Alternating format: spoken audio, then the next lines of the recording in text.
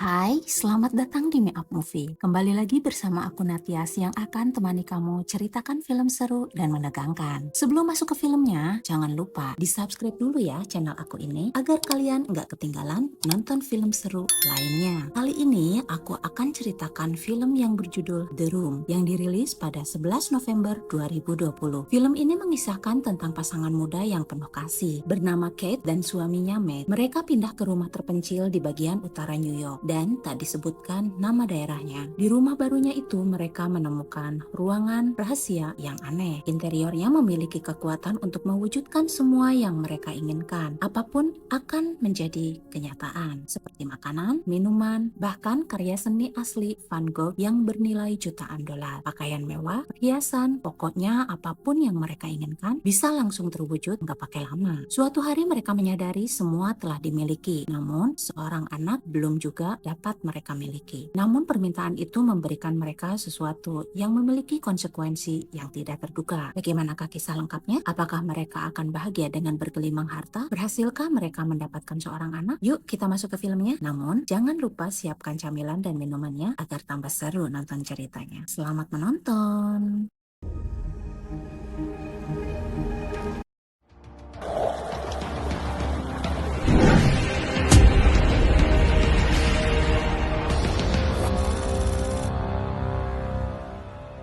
Di awal film, tampak Kate dan Matt dalam perjalanan. Sesampainya di rumah baru mereka, Kate mendapatkan panggilan masuk dari ibunya yang sangat mengkhawatirkan kondisi anaknya yang pindah ke daerah yang jauh dan terpencil. Namun Kate menenangkan sang ibu dan dia meyakinkannya bahwa mereka akan baik-baik saja. Si ibu pun hanya bisa istighfar, lalu menutup teleponnya. Mendengar kekhawatiran ibu mertuanya, Matt meyakinkan semua akan baik-baik saja. Lalu dia berjanji pada Kate bahwa dia akan menjaganya. Kemudian mereka pun mensyukurinya karena kini mereka memiliki rumah yang indah.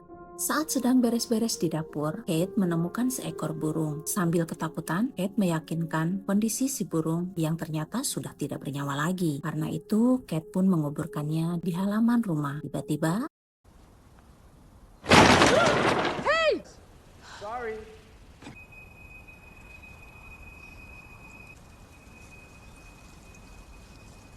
mereka sama-sama sibuk. Ketika Matt membereskan barang-barang, dia menemukan sebuah besi yang bentuknya lumayan aneh. Namun dia melemparkannya keluar. Tak lama, dia menemukan kondisi dinding yang sudah rusak dan terdapat sebuah lubang dengan bentuk yang menyerupai besi yang dia buang tadi. Karena penasaran, Matt kembali turun dan mencari si besi yang menyerupai sebuah kunci itu. Lalu dia memasukkannya. Karena merasa aneh, dia pun teriak memanggil sang istri.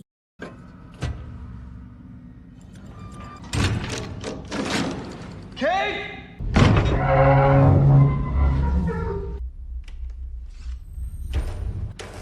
I'm calling the power company.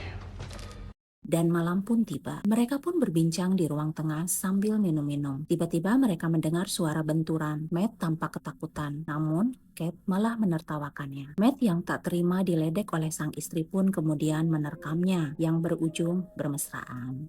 Paginya, ponsel Kate berdering yang ternyata dari Andre yang membutuhkan Kate sebagai penterjemah. Segera. Di sisi lain, Matt kembali memasuki ruangan yang mereka temukan kemarin. Dan tiba-tiba, Matt? The guy from the power company is here.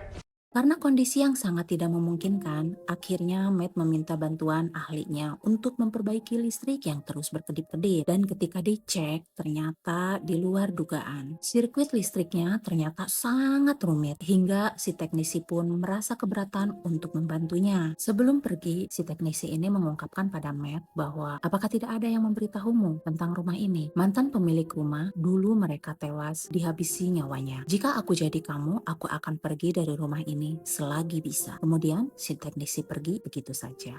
Akhirnya Matt googling dan ternyata si teknisi itu benar. Pada 12 Oktober 1975 telah diidentifikasi adanya 2 orang yang tewas di rumah musim semi itu. Sepasang kekasih yang bernama Paul dan Madeline, dan pelakunya pun sudah tertangkap.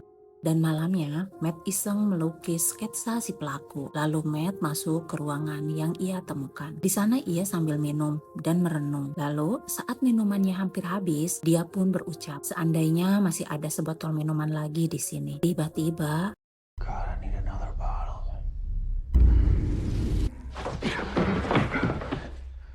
paginya Kate terbangun dan mencari suaminya. Ternyata Matt sedang asik di ruangan itu. Dengan antusias, Matt pamer pada istrinya bahwa dia memiliki lukisan karya Van Gogh asli dan lukisan terkenal lainnya yang bernilai jutaan dolar. Kate hanya tersenyum melihat kelakuan suaminya itu. Kemudian Matt meminta istrinya untuk menyebutkan apa saja yang dia inginkan dan katakanlah. Dengan santai, Kate minta $1.000 dan tiba-tiba lampu berkedip. Kemudian Matt mencarinya. Saat dia menemukan uang itu, kemudian dia serahkan pada Kate. Kate menyangka itu uang palsu dan dia jelas tidak mempercayainya. Kemudian Matt minta pada Kate untuk mengulang yang dia mau lebih besar lagi. Akhirnya Kate minta uang lagi senilai $1 juta dan tiba-tiba I want $1 million.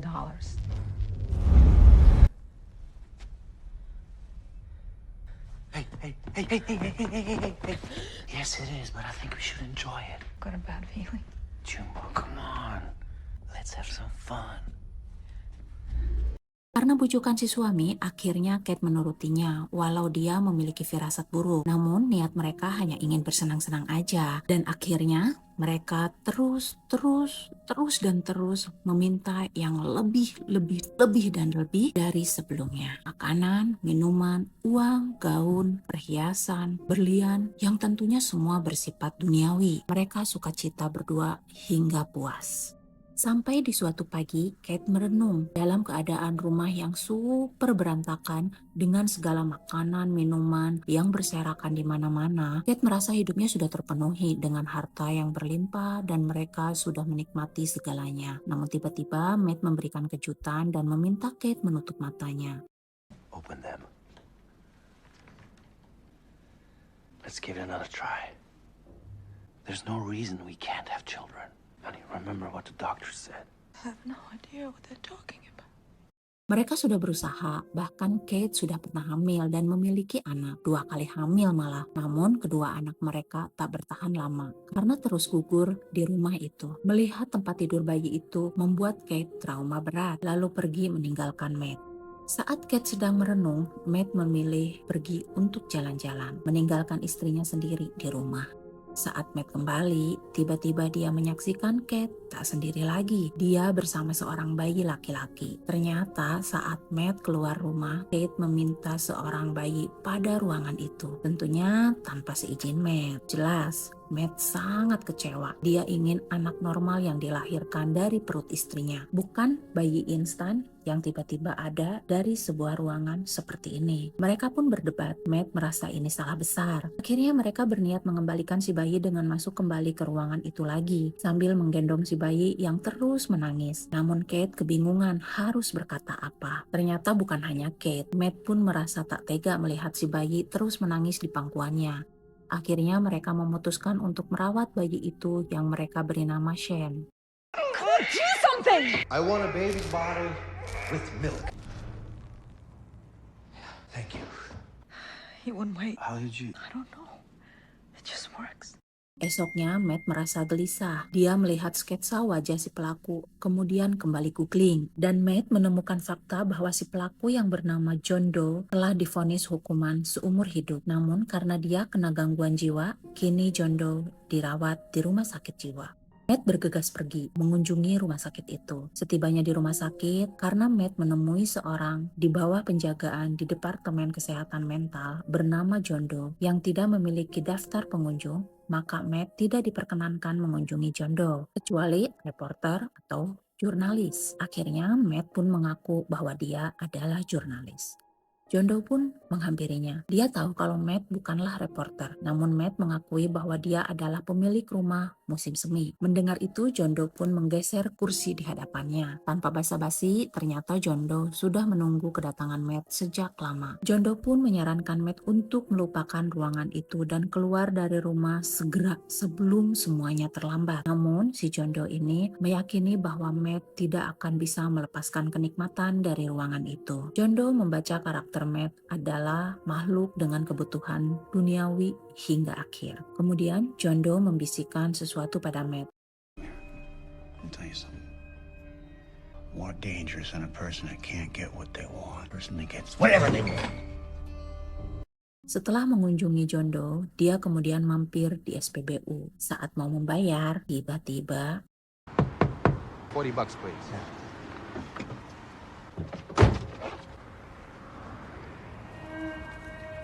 Matt pun tancap gas, segera pulang, dan dia langsung mengambil uang di ruangan itu, lalu membuangnya dari jendela. Seketika uang itu berubah menjadi abu, dan untuk lebih meyakinkannya lagi, dia pun membawa salah satu lukisannya keluar rumah. Dan ketika lukisan itu diletakkan di lantai rumah, dan sebagian lagi di teras rumah, tiba-tiba lukisan itu berubah setengah bagian, menjadi abu, dan sebagian lagi masih utuh. Matt pun segera menghancurkan ruangan itu, bersamaan dengan Shane yang terus menangis. Ketika lantai dan dinding mulai hancur dan terbuka, Matt melihat rangkaian kabel-kabel yang menggulung mengisi penuh dinding dan lantainya. Tiba-tiba Kate menggendong bayinya dan berjalan menuju keluar rumah. Menyaksikan itu, Matt segera melarang Kate dengan alasan tidak aman. Namun Kate bersikukuh membawa Shane keluar rumah, dan Matt hanya terdiam membiarkan Kate melangkah. Dan tiba-tiba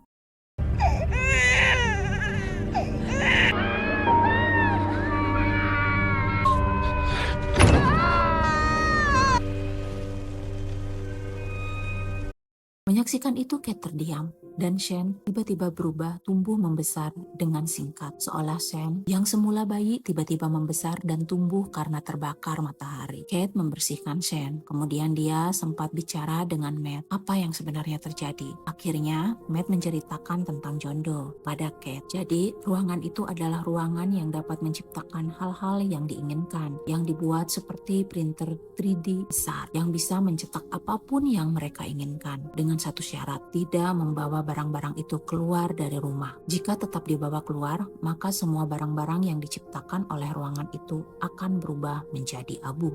Hari pun terus berlalu. Kate menikmati hari-harinya bersama si kecil dengan tumpukan mainan di sana yang menggunung. Sama seperti ibu lainnya, Kate mendidik Shane dengan penuh kasih. Shane tiba-tiba bertanya, apa itu camping? Kate menjelaskan bahwa camping adalah tidur di tenda saat berlibur. Shane pun ingin bercamping. Namun Kate menjelaskan bahwa mereka tidak bisa camping keluar rumah karena kondisi Shane sedang sakit. Shane pun menyanggah bahwa dia tidak merasakan sakit sedikit pun. Kate kembali menjelaskan bahwa Shane tidak sakit jika berada di dalam rumah karena rumah ini melindunginya. Namun, jika keluar rumah akan banyak kuman yang akan menerkamnya. Saat belajar membaca, Shane menguji kesabaran Kate dengan terus salah mengeja, yang membuat Shane marah besar dan melemparkan pensil-pensilnya.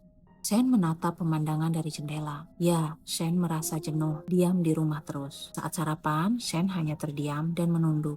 Namun tiba-tiba, Shane.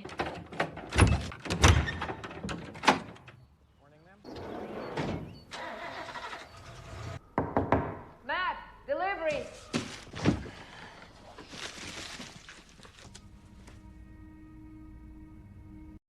saat Kate sedang asik main piano, Shane mengendap di belakang Kate. Dia menuju ke pintu. Lalu Shane membuka pintu dan mengulurkan tangannya keluar rumah. Namun tiba-tiba, What happened? karena kejadian itu, Kate mulai siaga. Dia menutup semua akses agar Shane tidak keluar rumah. Matt sempat melarangnya karena itu berlebihan. Namun Kate sudah terlanjur sayang pada Shane. Jelas, dia tak mau kehilangan Shane. Akhirnya, Matt membantu Kate menutup semua jendela dengan kayu. Suatu malam, Kate menemani Shane makan, dan Shane malah asik mengunyah es yang membuat Kate merasa kesal dengan kebiasaan anaknya itu. Sedangkan Matt, dia asik melukis di kamarnya. Saat Kate terlelap tidur di kamarnya, dalam gelap tiba-tiba Shane mendatangi Kate dan mengungkapkan isi hatinya bahwa Shane sangat mencintai ibunya dan ingin selalu bersamanya selamanya. Mendengar itu, Kate terharu, lalu mereka tidur bersama. Setelah menerima paket itu, Matt jadi sering latihan menembak.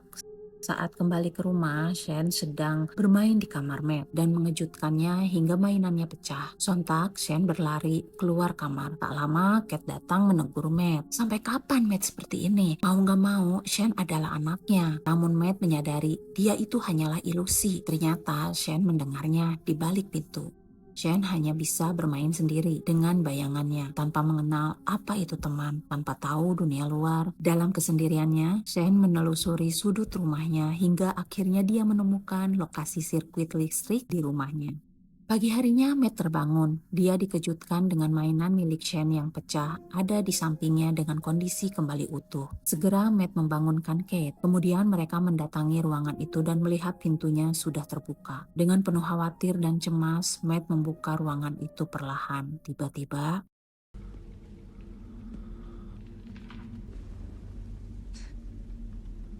This is amazing.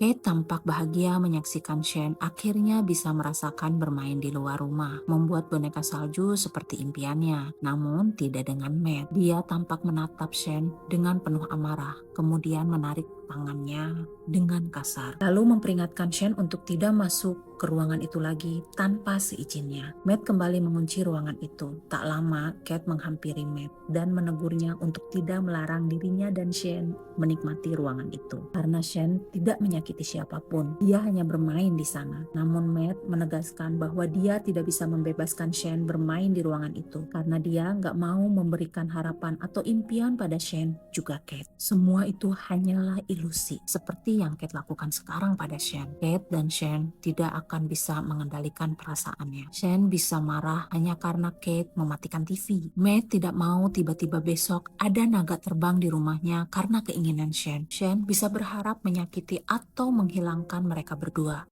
He's only a child, so he can't control. And you shush. Hello, boy. Yes? Who is this?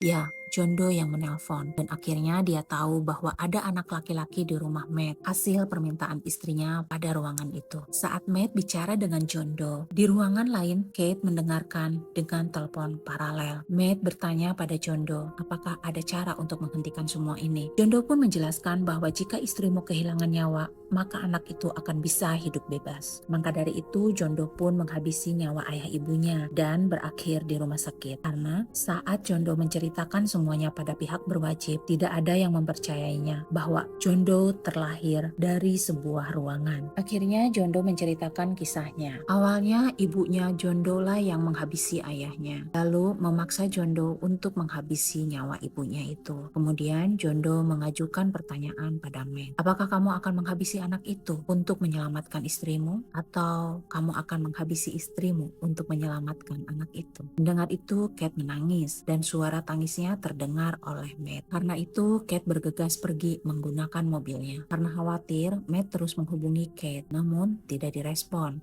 Sedangkan Shen, dia diam di kamarnya sambil bermain, menonton TV, dan main lempar telur ke tembok. Karena telepon Matt tidak kunjung direspon oleh Kate, Matt pun meluapkan emosinya. Dia melempar dan membuang barang yang ada di hadapannya, sedangkan Shen, dia di ruang makan sendirian, lalu menghampiri Matt. Mereka bicara berdua. Shen bertanya kemana ibunya pergi, kapan dia kembali. Jawaban Matt hanya tidak tahu. Namun ketika Shen bertanya, apa itu ilusi? Mengapa saya ilusi? Mendengar itu, Matt terdiam dan menyuruh Shen untuk makan. Tiba-tiba, You're not my dad. Tell me where he is. You don't have a dad. Listen, kid, you don't have a mother either. That's not real. Like you. And you're not a real kid. You're lying. Do you know why you're not allowed to go outside? You'll grow older and older. Go on! You're not a real person. mendengar itu Shen ngambek lalu berlari ke kamarnya. Di sisi lain, Kate terus berkendara dengan mobilnya sambil menangis dan nyaris kecelakaan di tikungan. Lalu dia terdiam dan merenung sendirian. Karena Matt punya hati, akhirnya Matt menghampiri Shen. Dia memohon maaf atas sikapnya yang berlebihan. Lalu Shen meminta Matt untuk membacakannya buku sebelum tidur. Tak lama kemudian, Kate tiba. Lalu dia tersenyum menyaksikan Matt tertidur bersama Shen. Karena hubungan mereka sudah lama renggang, akhirnya mereka bermesraan dan terus bercocok tanam. Karena terlalu bersemangat, mereka memecahkan peralatan yang ada di meja makan yang berjatuhan, yang membuat Shane terbangun dari tidurnya. Tanpa mereka sadari, ternyata Shane menyaksikan Matt dan Kate. Saat Matt dan Kate terlalap, Shane mengendap masuk ke kamar dan mengambil kunci rumah. Paginya, Matt dan Kate terbangun. Pintu rumah sudah terbuka yang membuat Kate histeris. Lalu Matt menemukan piyama milik Shane dan ternyata Look, Mommy. I'm big now. It's not loaded. You said we'd be together. You lied to me. Would you like that? Yeah. It's okay.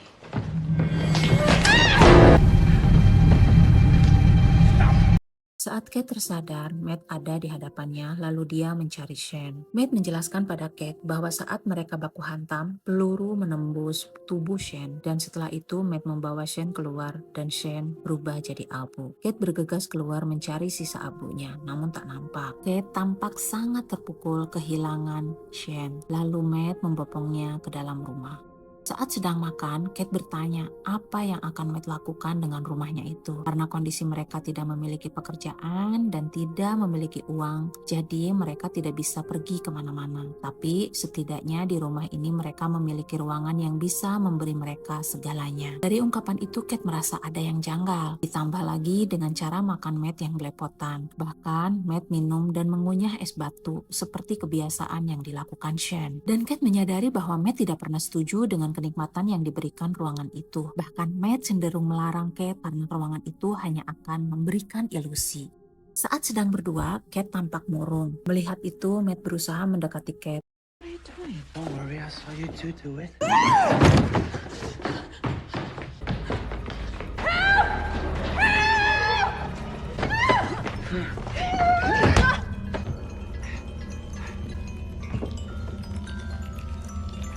Namun tiba-tiba Matt terbangun. Dia langsung mencari Kate. Dia cek kunci ruangan di lacinya. Namun kunci itu sudah lenyap. Berarti Kate ada di dalam ruangan itu. Lalu Matt berusaha menghancurkan dinding di samping pintu ruangan itu. Dia terus menerobos masuk ke dalam hingga akhirnya Matt berhasil menembus dindingnya. Dia berlari dan terus berlari hingga akhirnya dia menemukan rumah serupa dengan rumah musim semi miliknya. Saat Matt berusaha mendobrak dan menghancurkan kaca, tiba-tiba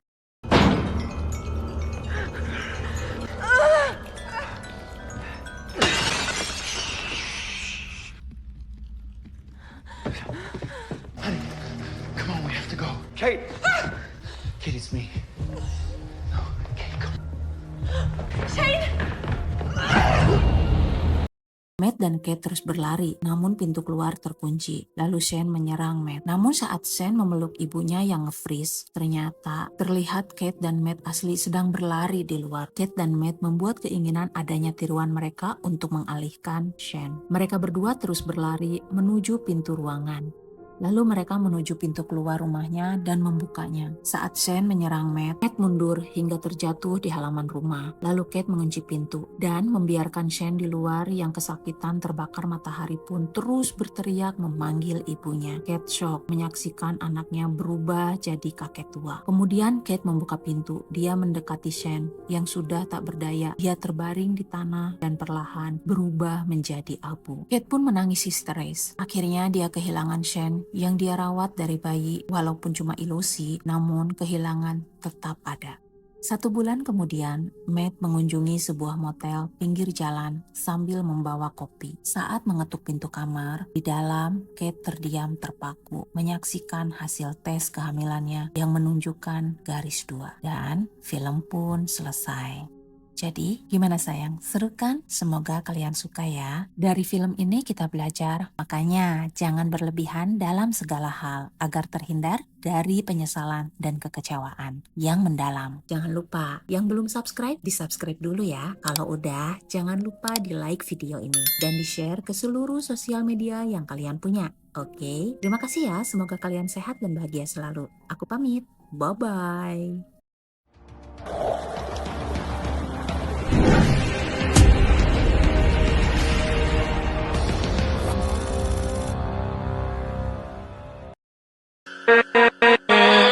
with